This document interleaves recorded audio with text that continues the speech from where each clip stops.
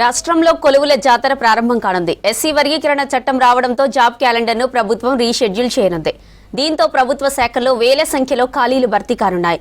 SC వర్గీకరణ ప్రకారం roster fix చేసిన నోటిఫికేషన్లు ఇవ్వనుంది రాష్ట్ర సర్కార్.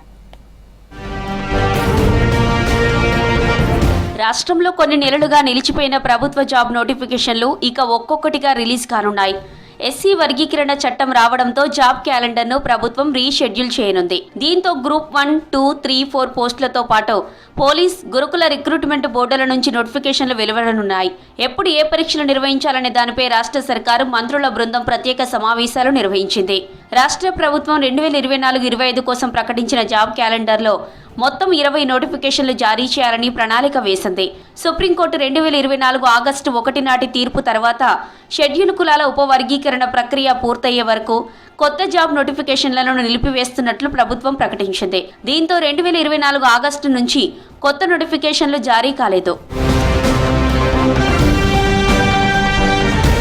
2024 సెప్టెంబర్ నుంచి షెడ్యూల్ చేసిన నోటిఫికేషన్లన్నీ నిలిచిపోయాయి. ప్రతి పరీక్ష నిర్వహణకు ఆల్ ఇండియాతో పాటు ఇతర పరీక్షలన్నింటినీ పరిగణలోకి తీసుకుని షెడ్యూల్ చేయాల్సి ఉంటుంది.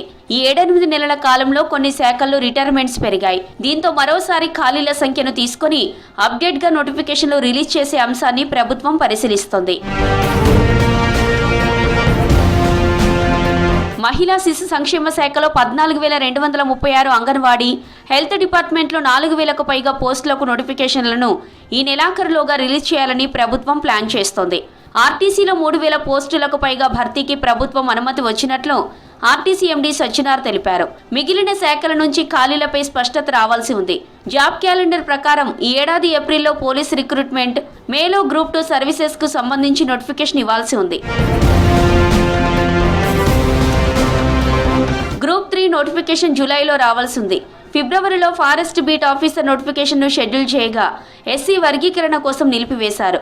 గురుకుల ఉద్యోగాలు, సింగరేణి క్యాలరీస్, ఇంజనీరింగ్ పోస్టుల నోటిఫికేషన్లు నిలిచిపోయాయి. వీటన్నింటిపై ప్రభుత్వం మరోసారి రివ్యూ చేసి జాబ్ క్యాలెండర్ను రీషెడ్యూల్ చేయనుంది. ఎస్సీ వర్గీకరణ ప్రకారం రోస్టర్ ఫిక్స్ చేసి నోటిఫికేషన్లు ఇవ్వనుంది రాష్ట్ర సర్కార్.